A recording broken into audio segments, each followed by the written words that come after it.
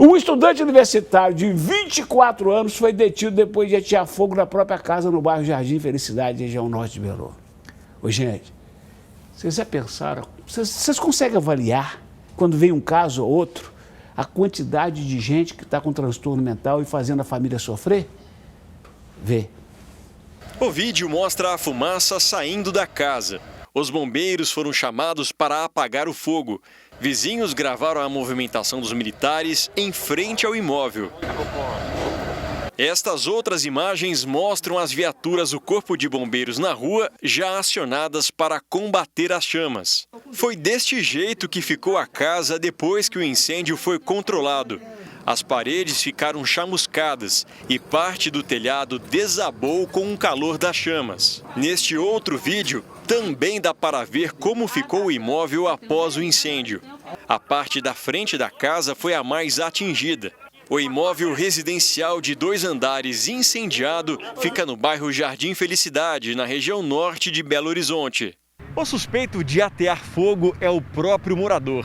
Segundo a PM, horas antes do incêndio, o jovem de 24 anos teve um surto psicótico.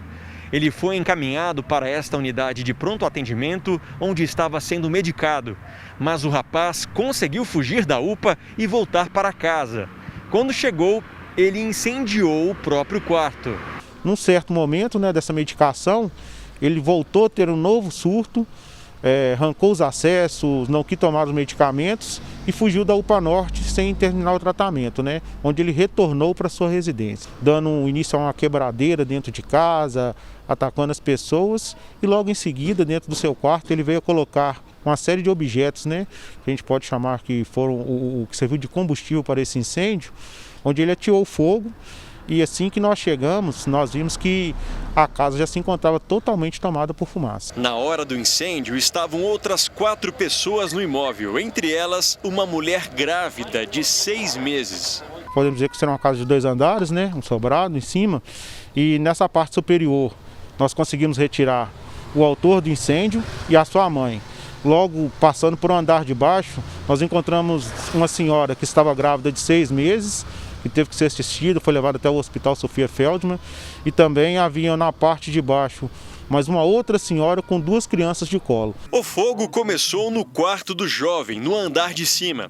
Os próprios PMs ajudaram a resgatá-lo e também os outros moradores, antes da chegada dos bombeiros. Assim que eu arrebentei a porta do quarto, esse incêndio continuou, alastrando pelas outras partes da residência, e seguiu em direção à sala, onde separou a nossa equipe. A Cabo Nayara ficou na parte de trás da casa, juntamente com a mãe do rapaz, que precisava ser assistida, e elas ficaram presas nessas chamas, que formaram uma parede de fogo, impedindo que a gente tivesse acesso. A Cabo Nayara teve que sair com ela de lá, praticamente carregando ela, e nesse momento, algumas partes da casa começaram a desabar, caindo, sobre as duas, que eram telhado, forros. E nesse momento eu tentava tirar o indivíduo que tinha ateado fogo na casa, que não queria sair. Eu tive que contê-lo, algemá-lo e tirar dentro da casa também. O jovem que colocou fogo na própria casa é Johnny Kesley José Maria. Segundo a família, ele é estudante do 6º período de Engenharia Metalúrgica na UFMG e foi aprovado em primeiro lugar no último vestibular para Engenharia Civil na Federal. Josi contou que o filho sofre de transtornos mentais e que o quadro dele se agravou durante a pandemia. Ele já vem passando por alguns processos de depressão, mas o problema maior foi a questão dele ter ficado sem dar aula. Ele é professor de exatas, e com o fechamento das escolas particulares, ele ficou em casa, sem condições financeiras, e acabou que acarretou essas explosões psicológicas nele. Ele está tendo transtornos de depressão e bipolaridade. O jovem foi preso e levado para a delegacia.